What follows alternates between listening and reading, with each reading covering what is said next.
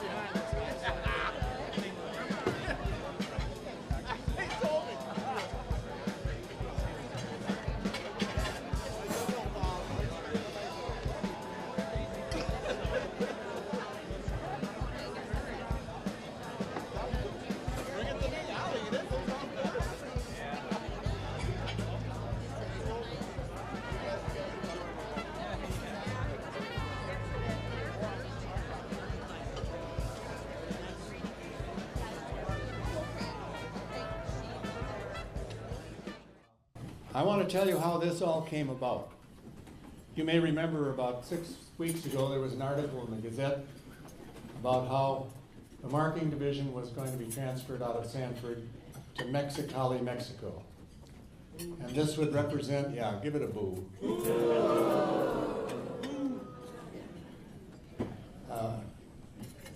And it meant that this was the last vestige of Parker, the last remnant. Well, I got ticked off at that.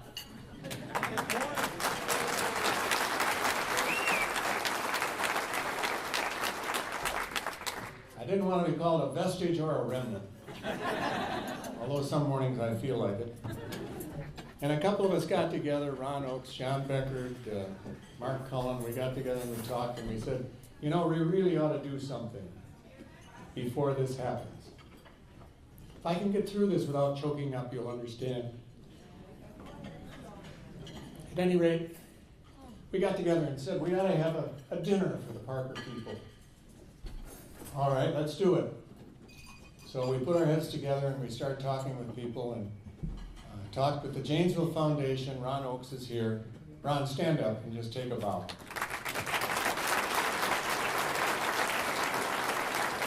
He gave us some encouragement in the form of dollars. That's a lot of encouragement, believe me. But you know, the Janesville Foundation was started by the Parker Pen Company back in the middle 40s with $1 million gift. But then Parker had to separate itself from it because the tax laws said that companies could not have foundations. But the Janesville Foundation were very lucky. With that $1 million, it has multiplied and multiplied and multiplied, and I don't know how many million, 8, 10 million? Over the years of benefits to the community. So thank you, Ron, very much for that starter.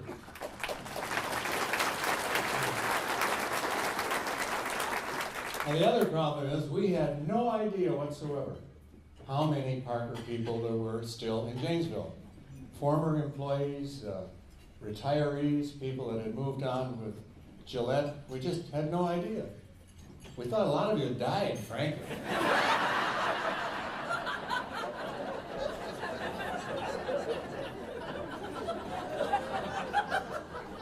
I got a guy who used to work for me. He said, I read the obituaries every day. I can't figure out how they get them to die in alphabetical order.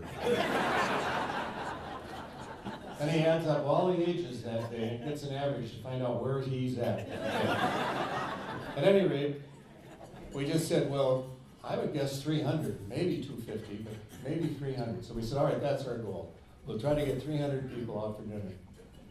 Well, the newspaper gave us some wonderful publicity, and Stan Milam invited me on his show, and I think that afternoon there were 100 calls or 50 calls, I can't remember, Josie will tell us, but all of a sudden the wave started to build and it started to take on a life of its own. And we got up to 200, 250, 300 within a week, and then I needed more money. Well, Sanford, bless their hearts, Sanford called and said, we'd like to be part of it, we'd like to help you. So they gave me a sum, and I said, well, that'll get us up to 430, and I think this room is maximum 430.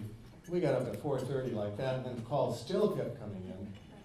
You know, I've got to come. I worked there for 41 years, and I never got a pen out of it.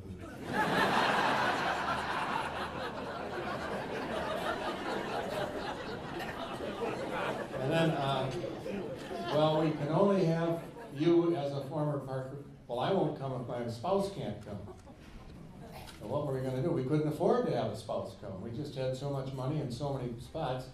So we said, like good businessmen, well, your spouse can come for $10. They said, fine. So that raised the ante another 50 to 70, which is fine. We were delighted that we could solve it that way. So we're finally up to 420, and we've got a waiting list of 120. So then we went to the Daniel Parker Foundation. You're going to hear more from the Parker family in just a minute. And they said, how much do you need? And we told them, to get the waiting list, we need X amount of money. And they said, you've got it. And that brought us up to 500.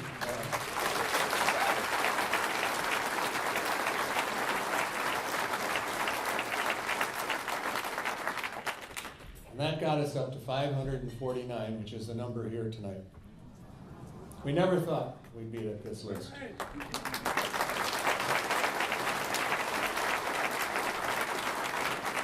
I want to especially thank Sanford because they also donated the pens that you've got, 660 pens, all engraved.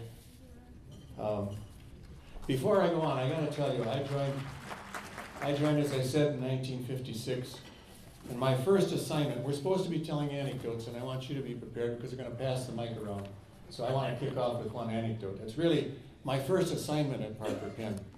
My first assignment was to get this in the Janesville Gazette. Now I know you can barely see it, but there are 3 pictures on the one side of it, and this was top executive changes made at Parker Pen. I was in the public relations department, and my job was to get this story in with all of the optimism and enthusiasm of the future. But this was the year that Bruce Jeffress became chairman of the board, Daniel Parker became president, and George Parker became executive vice president. I don't know, can you see the 3 pictures? Just the 3 black blobs. But you should read the story. It's a PR man's dream. I got in everything I was supposed to. I had it spun, it was dizzy, it was spun so much. So I knew I had a good start at the Parker Pen Company. Now there was one problem with this story. Right underneath the 3 pictures, there was another story. And the headline on that story said, 3 arrested in pig thefts.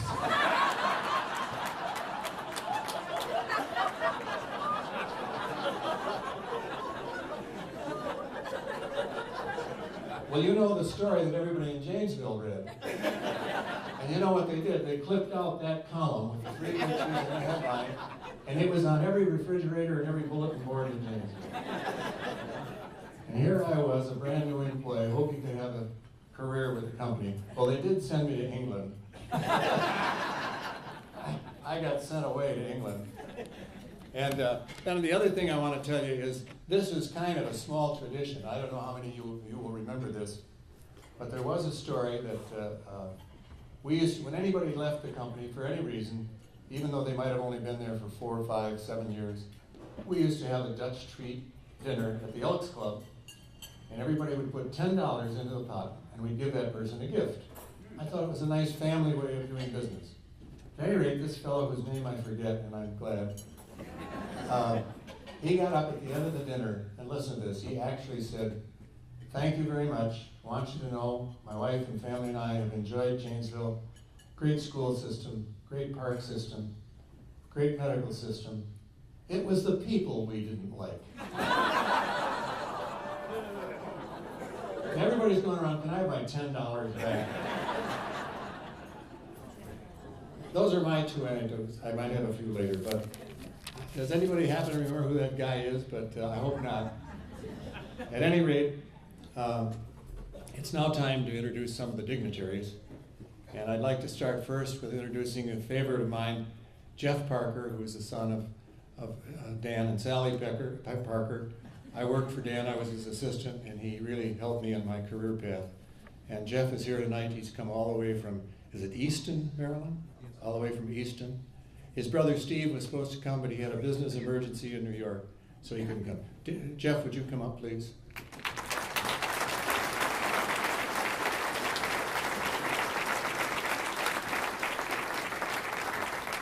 And after Geoff finishes, his sister Jenny is here, and she was a Parker employee in Paris, France. Pretty good duty, huh? And with her is her husband, Pete Rosenberg, who also worked at Parker, and he'll tell you. So they're going to reminisce a little bit and talk about this event. But for right now, Geoff, take it over. Thank you, Roger. Thank you, Roger. I've been looking forward to this evening ever since Roger first told me about it. And when he told me about it, he asked me if I would be willing to step up and say a few words. I said, "Well, Roger, you must know me better than that, because it's very difficult for me to say just a few words." Any of you who've attended some of the other Parker employee groups, like the Men's Club and the Research Group, know what I'm talking about. Once I get to talking about Parker, it's very hard to shut me up.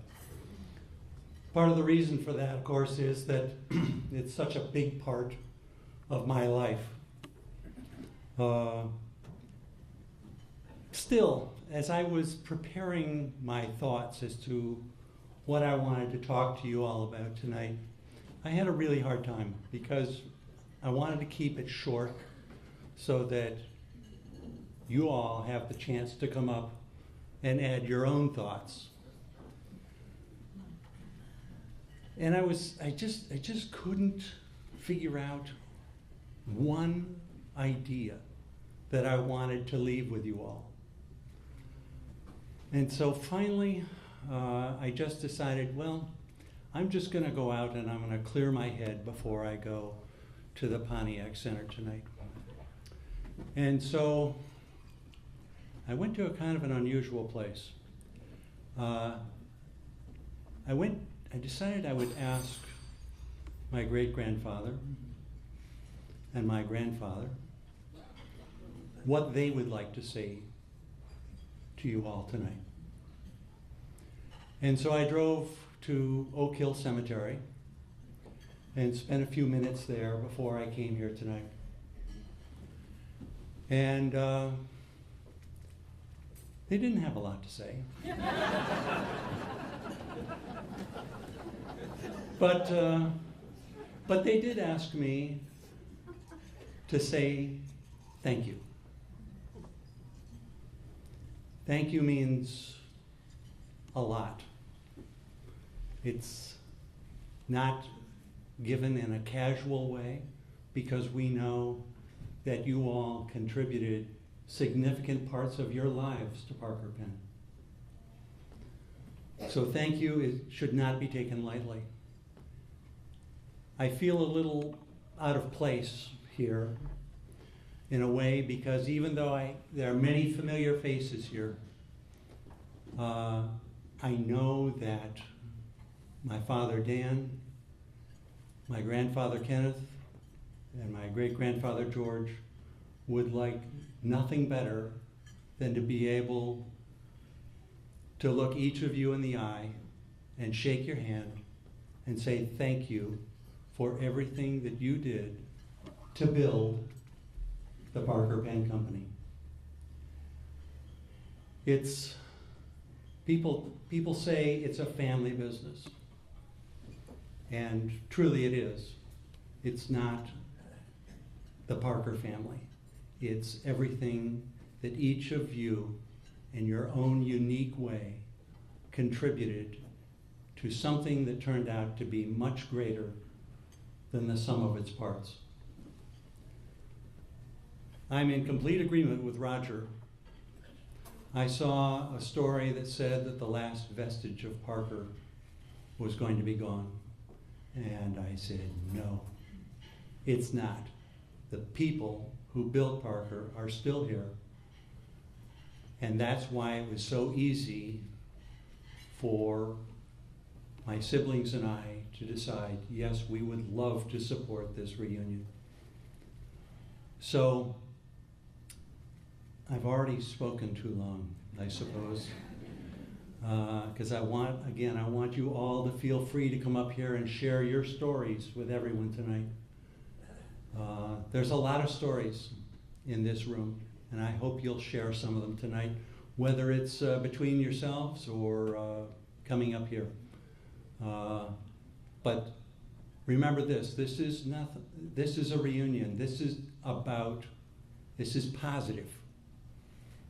We're going to miss the Parker facility here in Janesville. Make no mistake about it. But Parker is still alive and kicking. And we really appreciate your coming tonight. It means a lot.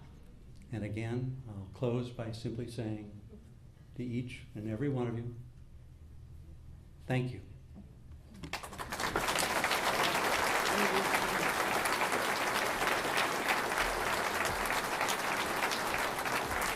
And now I have that unusual opportunity to hand the microphone over to my little sister. And you're right. You said a lot of things. In fact, you said everything I was going to say. But I just am so thrilled to be here. I came to Janesville. I've come to Janesville often, but 10 years ago, I came for the closing of the Aero Park facility, and it was a beautiful occasion. And I looked out. I arrived in Janesville. I was not feeling well that night, and had no idea what I was going to say, like tonight. And yet, it all felt like family. It felt like, well, this is exactly where I'm supposed to be. And I had a few stories to tell, but what I really found was that you all have the stories. You have so many more stories than we do. And I guess the other thing that I wanted to mention is that there are so many of us here tonight, but let's also remember all those who are not here tonight, people who really ran the company with all of you, people like Myrtle Trostam and Al Diat and Dick Holznick, my father, George. You know, what this is, I mean, that we are so much more than the product that the company made. What we made was community. And that community is here. And that community is still thriving. And I do hope that in the future we'll come back and get together again.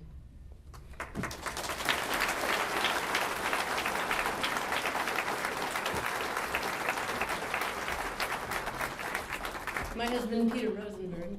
Thank you. Thanks, honey. Thanks, honey. Well, this is kind of the everyman portion of the program here.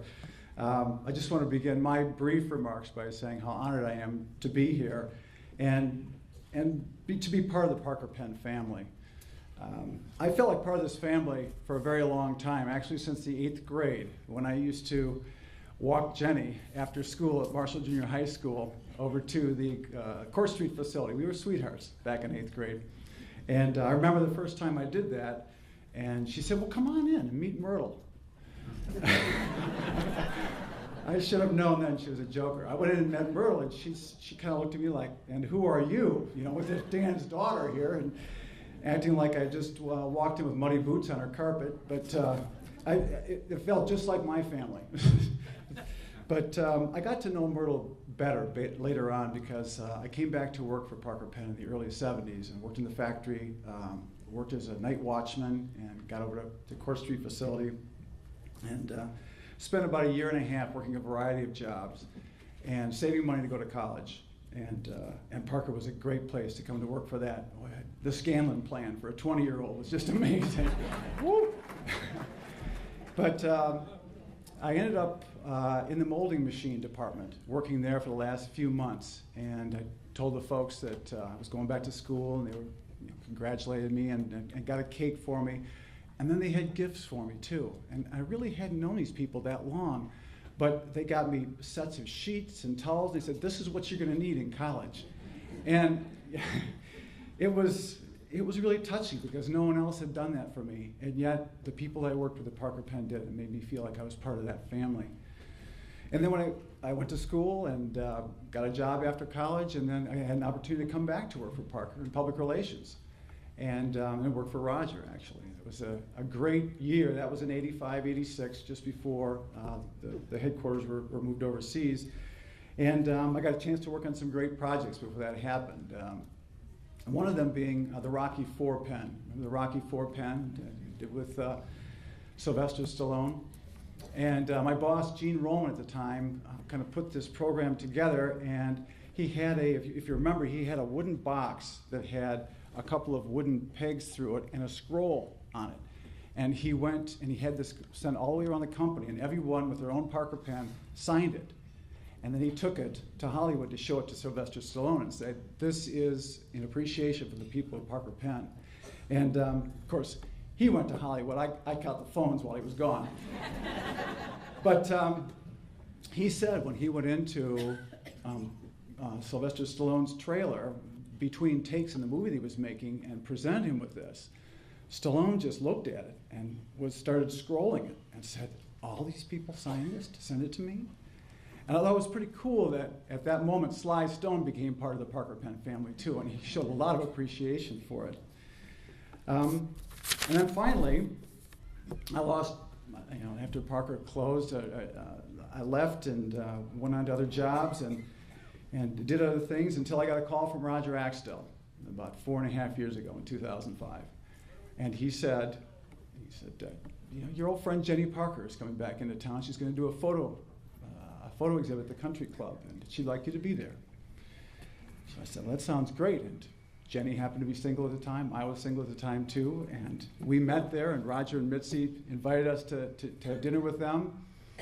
And as they say in the Penn business, that was all she wrote. Within a year, we were married, and we have a blended family of 6 children and as many siblings and a wonderful mother-in-law and a host of great friends. And I guess for all those of you who are wondering, I'm here to tell you that being part of the Parker family is just a great extension of being part of the Parker Penn family. Thank you.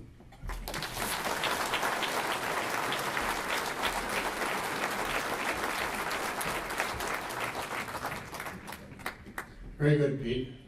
Now I want to introduce John Beckford from Forward Janesville. They play a dynamic role in this community, and we wouldn't be here without his encouragement and involvement.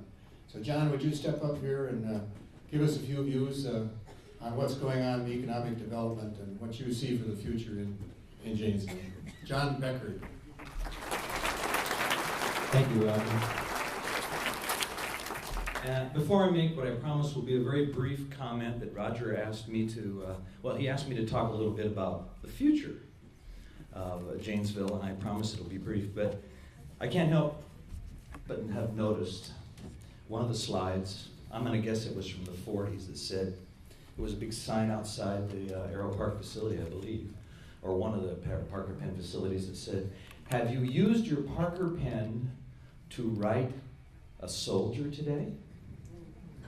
Might I suggest that with these pens you take home tonight, a very appropriate thing to do would be to honor that sentiment and maybe write a note of thanks to someone you know in the armed forces who, if not for the sacrifice that they're making for us, we wouldn't necessarily be here to enjoy ourselves tonight.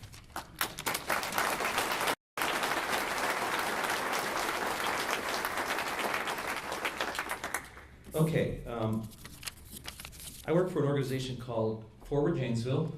Some of the old timers might remember it as the Janesville Chamber of Commerce.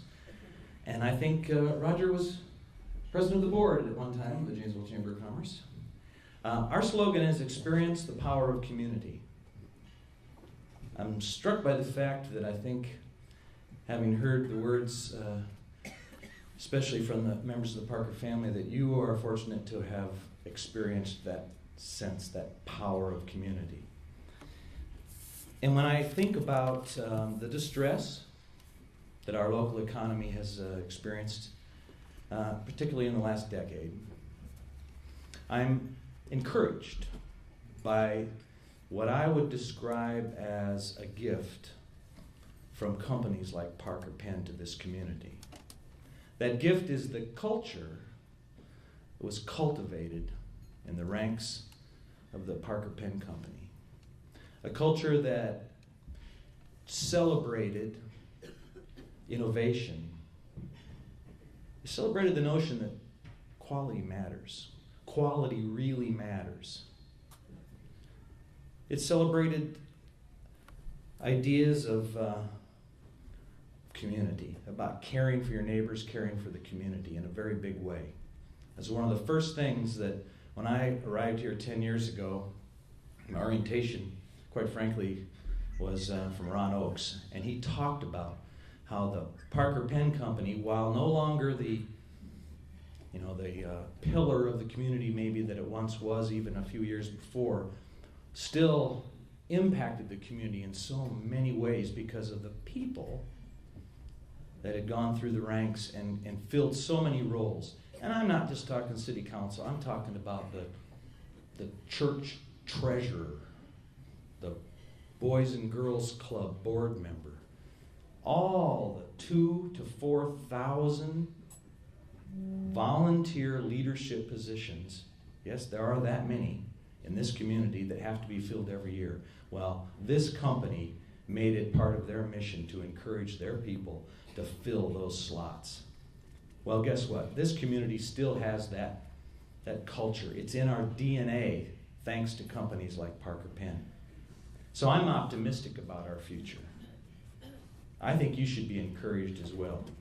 And I think one of the things you can dig down real deep and help us with is to have an army of optimists who still believe in this community, in this county, and understand that we have a lot to give, a lot to offer the next Parker Penn that might come along, the next great idea, the next entrepreneur who decides, I'm going to make a very high quality product in Janesville, Wisconsin, because the people here are among the best workforce that you can find anywhere on earth.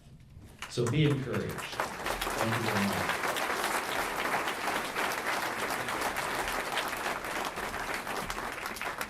I want to go through a list of people who made this all happen, and one of them has become a good friend.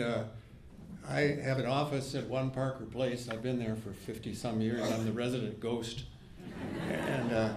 But we have it's a little deli. It's a little sandwich shop, and more than that, in the lobby of 1 Parker Place. And if you've never been there before, the fellow that prepared this meal for 560 people, and he does it twice a week, is Jim Ellsbury, and he's right over here.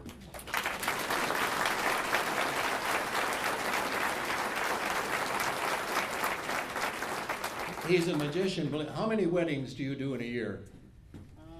Probably a couple hundred. Couple of hundred weddings. He's a caterer and a cook and a magician. How he did prime ribs and chicken all at the same time. And he's funny and he's a good friend. So please come down and join us at our little deli in the lobby of 1 Parker Place. Jim, thanks for a nice evening.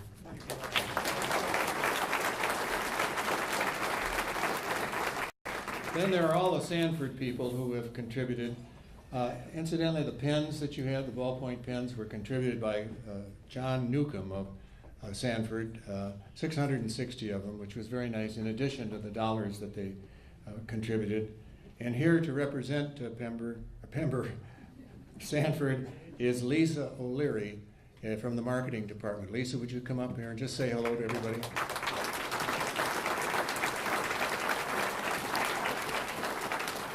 And I want to alert Josie Olson to get ready if someone makes sure she's here. Thank you. Good evening. As Roger mentioned, my name is Lisa O'Leary, and some of you may remember me as Lisa Obremski, my maiden name. It is a pleasure to be here tonight in the company of what I consider my Parker family. I see many familiar faces and many unfamiliar faces, yet each one of us is connected by our mutual association with Parker Penn.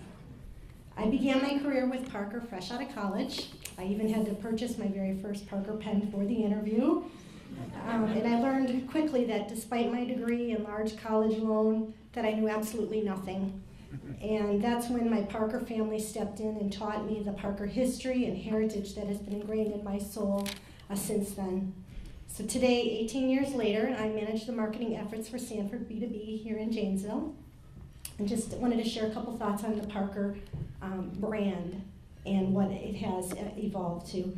Parker is well-liked and respected with real credibility in the field of pens. It's perceived to be a specialist brand with strong expertise and savoir-faire. Parker's longevity and history reinforce the brand's credibility. It's a brand with a strong association with family and fondly described in nostalgic terms. And lastly, it's a brand that is present at all of life's milestones, celebrating achievements. And this is particularly fitting as we come together to celebrate all of our achievements in building the brand to what it has become today. And while I can't predict the future of Parker brand, I can say that it represents an important stake to Newell Rubbermaid and Sanford Fine Writing. One thing that is certain of a truly great brand like Parker is that it can withstand change and it stands the test of time. As Parker ends this chapter in its Janesville history, it will be rejuvenated anew. Now we entrust it to a new generation of leaders who share the same passion and regard for the Parker brand and its heritage. No matter what direction it takes, it carries with it the Parker legacy and a piece of all of our hearts. Thank you.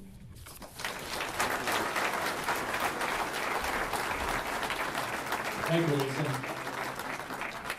I asked if Josie was available. Are you here, Josie? Please stand up.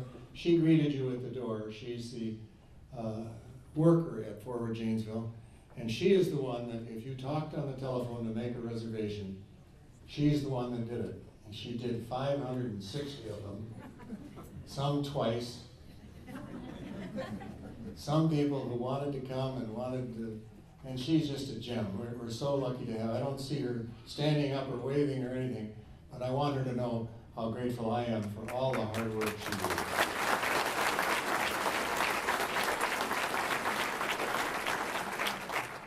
Then we've got Dwayne Brewer over here from Janesville area TV, JVD TV, right? J&A TV. And he's the one that did all of this video 10, 15 years ago. And he put it on stream here, and he's building up more material for another video that might be put on the market soon one of these days. So Dwayne, thank you for coming, and we appreciate it.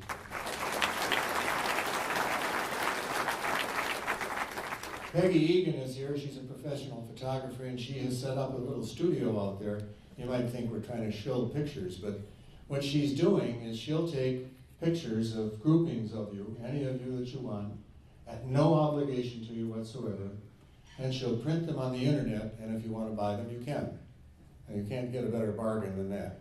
But she's a professional photographer, and any of you afterwards, if you want to go in with someone that you haven't seen for a while and have a reunion picture, there she is. Finally, Mike Conway.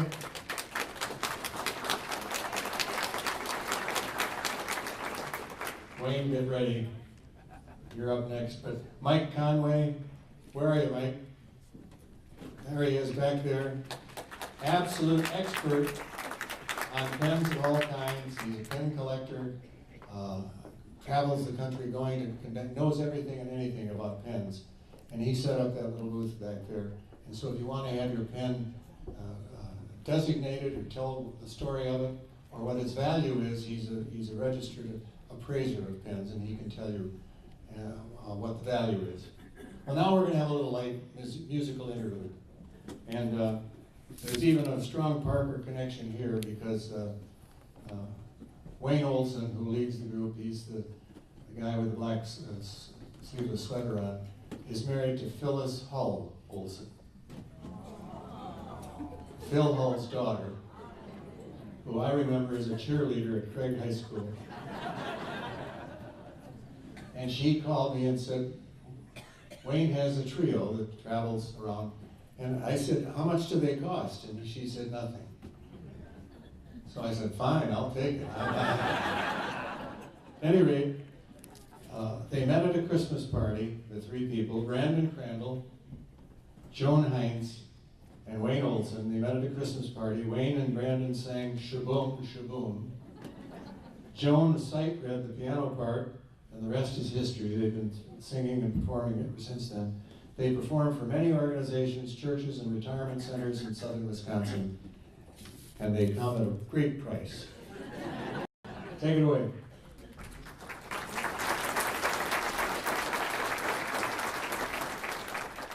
I'd like to share with you God Bless America as we look optimistically toward the future. We need God's blessing now more than ever. Wayne and I will sing through the first time, and then we would ask you to join us the second.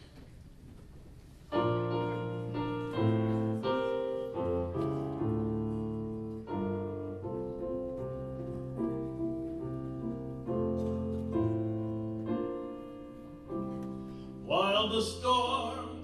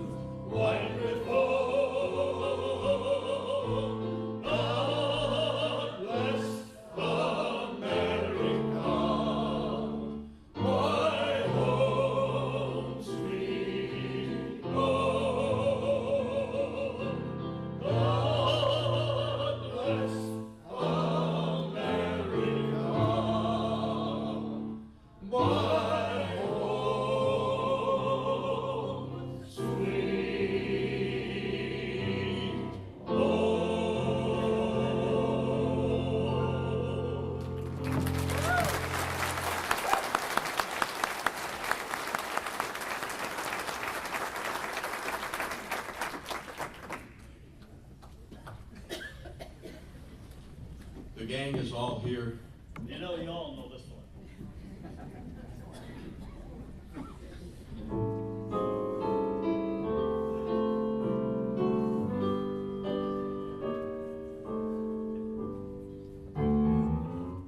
Heart of my heart, I love that melody.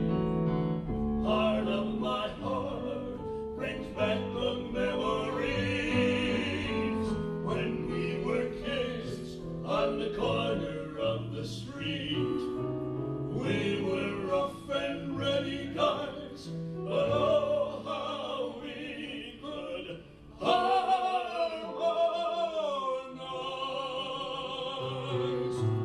Heart of my heart, that friends were dear then. Too bad we had to part. I know a tear would glisten if once more I could listen to that gang that sang Heart of My Heart. I know a tear would glisten if once more I could listen to that gang that sang Heart of My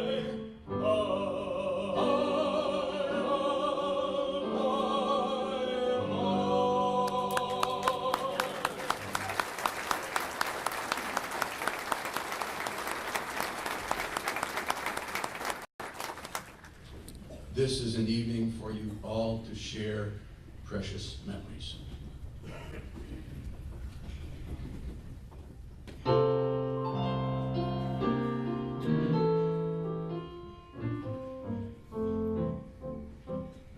Precious memories of seeing angels sent from somewhere to my soul. How they linger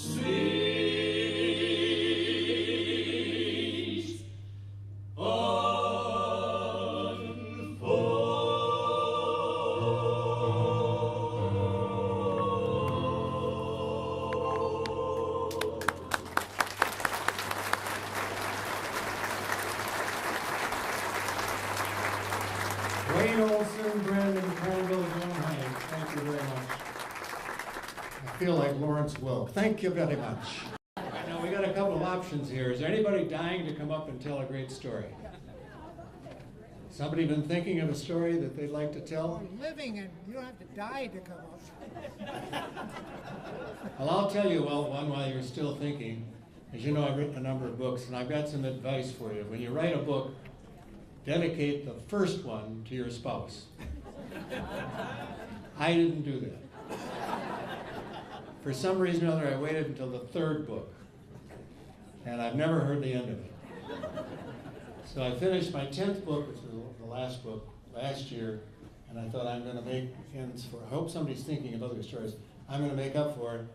My wife's name is Mitzi, and I just put in the dedication, for Mitzi. I thought that was classy. So I showed it to her, and she said, for Mitzi, why didn't you say for my wife, Mitzi? People are going to think you were dedicating this to the cat. Or to some chippy in Chicago. So you can't win. Anybody want to take this mic over? Are you coming up?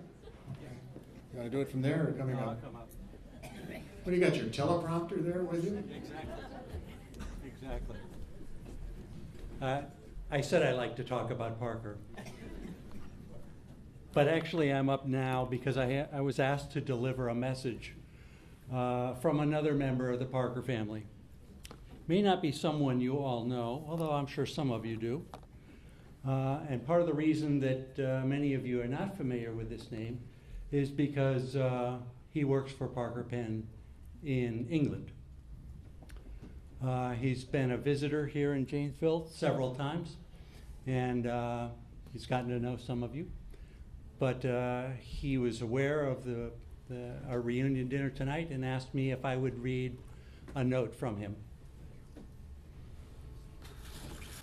This note is from Dave Ruderman. Dear all, I hope you are all having a good time reminiscing, but I couldn't let your farewell reunion go past without making a small input, so please forgive a short interruption.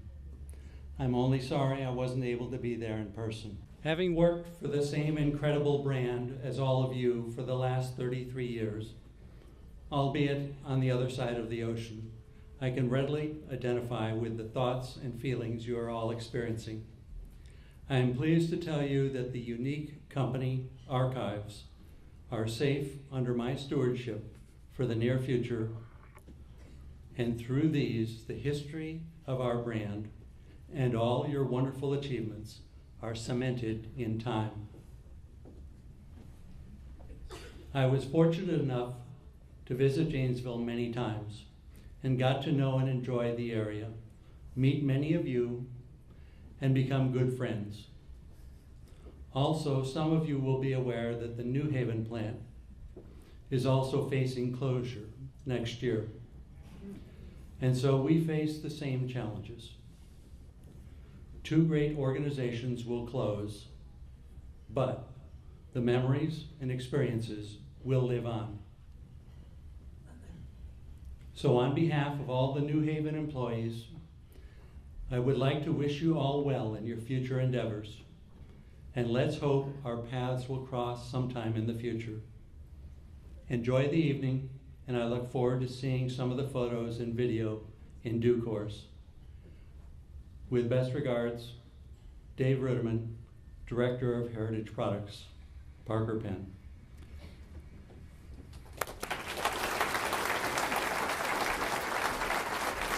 Yes, you want to, oh, you got the microphone there? We've got a traveling mic here now, so if you're nervous about coming up here, Pete, have you got it fixed? Mark, can you make that one live? Is there anyone else who really has a story they want to tell? Because if they don't, I'll have to tell one. Roger, I'll tell one. All right. Sure.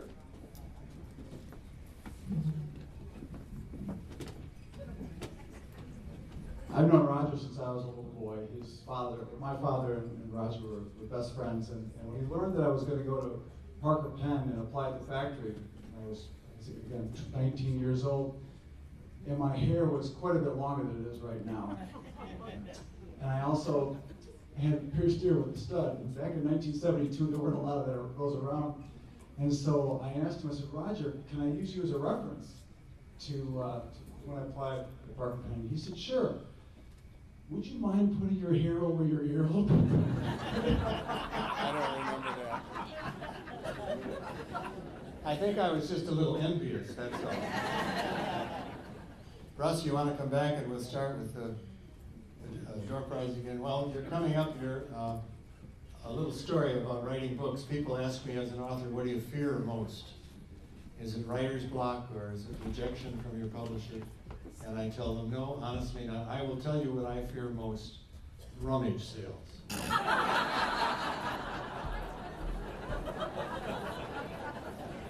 We had a rummage sale in our neighborhood a year ago, and I went over there, and you know what they're like. They got all this junk out there, card tables. And I didn't tell the lady who I was, and I'm looking around, and sure enough, there's one of my books.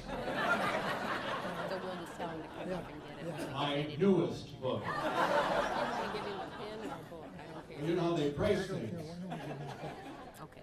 I looked at it, 25 cents. Marked down to a dime. So I said to the lady, I said, I'm kind of interested in that book. What's wrong with it? She said, what do you mean what's wrong with it? I said, well, you marked it down from 25 cents to a dime. She said, somebody's written it. I autographed the book. We have two intrepid people, each has a story. Dick Wixom is one who was the pilot, of course. I'll leave this here, don't let me forget it. There you go. Good evening. I was with the Parkers in a little different way than everyone else here. I was in the aviation department. So, being that, got very close to the Parker family. I helped Jeff and Sarah and Jenny grow up, you know. They were very, just a wonderful family, because we used to go down to Florida. They were in Fort Lauderdale a lot. One year the kids went to school down there, one whole year. And we used to go down there and we'd stay for 3 or 4 days, and Dan would always invite us over to his house, and we really appreciated that, because I was young in those days. I went to work for them in 1958, and we really appreciated it, because it felt like home down there, because we'd go down there for cookouts, and go out on a boat ride with Dan, and I really got close to the family. I felt bad when Dan left us. And we used to, that one thing about the Parkers, they believe in Janesville, I'll tell you that. We went so far one year that Dan wouldn't buy a Christmas tree in Florida. We hauled one from Janesville down there, if you remember that. We had the DC-3 at that time, and we got the family loaded up here in Janesville. And then when they had the tree wrapped up, that was in the aisle all the way to Florida. But that's how the Parkers are. They really believe in Janesville and Rock County. And he invited us. I go up there where Dan's place is up by the lake, and they were just a wonderful family. And I helped Jeff get his book done for the aviation department. So we got all the airplanes. You got to remember, Kenneth Parker had an airplane in 1929. And so when I went to work for him, I thought I had a job for life.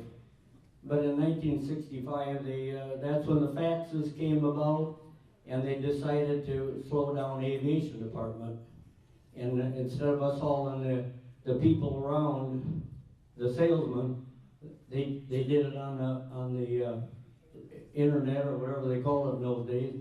But one thing I got to tell you about, in the 60s when they had the World's Fair, we flew people here in Ponette. That's when the Pinettes came about, and I'm sure there's some Pinettes here that we all around. And we'd take them out to World's Fair, and they'd stay there for a week. We'd bring them back, so every week we'd take some out and bring some back. and I forget who was running the place at the World's Fair booth. And it's one of the times I went to go to World's Fair with Dan, and this guy comes up and he says, Dan, we have a problem. He says, they had these pins, you know, where, what did they call that? You wrote it for a pin pal. Yeah. We had these pins on these booths, and this guy said to Dan, you know, they were chained. He says, the people keep cutting the chains and take the pin with them. Dan says, don't worry, I know where I can get some more. Okay, thank you. Okay, Carolyn's time. Okay, I'm just going to tell you one short one, and it was Russ Barr. I'm sure many of you remember Russ. And he came up to the third floor. Business was good. We were #1 in the USA, and we were #1 overseas. And our back order situation was really bad. So Bob McLaughlin got a table to put on the back, and we would start the back orders every morning so that when the shipping department called, we could send a big bundle at one time. Well, Russ came up, every other day to check on the situation. He came up the first day, and he walked over to Marion Olson's desk, and he sat down, and a big hornet flew in and lit on his shirt. So one of the girls came over, and she grabbed a Kleenex and went to grab for the hornet, and the hornet stung him through the shirt. So he left, he went down to see the nurse. We had a nurse back then. And the next day, he came back, and he was sitting by Marion's desk, and the chair flipped or something. Anyway, hit his arm. Well, it took a few days, came back again, and he walked over to the desk behind Bob's area, and I happened to be sorting the back orders. I'm leaning over the table sorting the back orders, and Russ came in and he said, what's the situation look like? And I said, well, it's getting kind of bad if we don't get some of these shipped. He turned around, sat on the table. The table collapsed. He went in, I went in, and Marion Olson just started getting hysterical because we were all, I'm sure, Marion, if you're out there, you remember this. Well, a few days went by, and Russ came up the stairs. He walked in. He had his arm in a sling, a football helmet on his head, and a tennis racket in his arm, and he was swinging. He said, I came prepared. Thank you. Thank you, Bill. And I'm going to take the liberty of doing one story about the airplanes, and then I have a toast, and we'll call it this evening. They used to get the DC-3, and they'd go to cities within 100 miles and bring clerks in. In those days, the clerks were very important, and we'd bring them into Janesville and give them a training program. And we used to bring 16 in at a time in the DC-3. We'd give them a tour around town, and some of them had never flown before. Well, I was responsible for greeting them and taking them around town and so on. Well, we had 16 of them in, I think, from Cleveland. In the middle of the afternoon, Roy Coyle came to me and said, I got some bad news for you. I said, what? He said, we got bad weather coming in. We're not going to get out. I said, well, what am I going to do with these 16 women?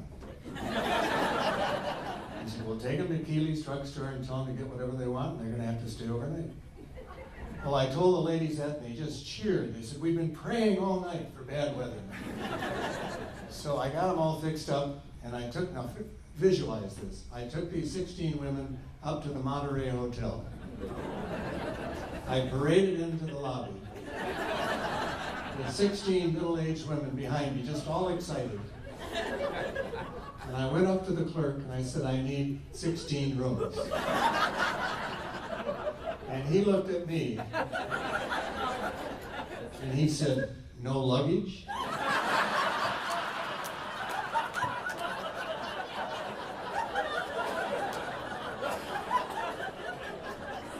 And from then on, that guy looked at me like I was Superman. Okay.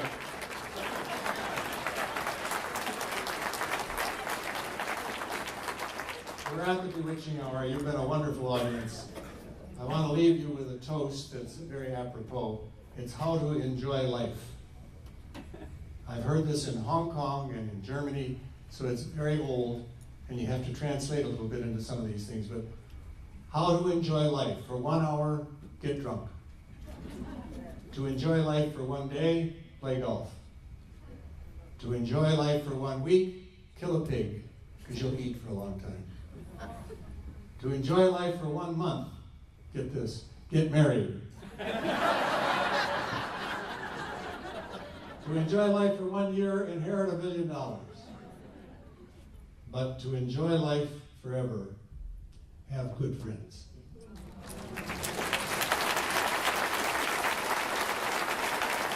Good night, everybody. Thank you. Thank you for coming.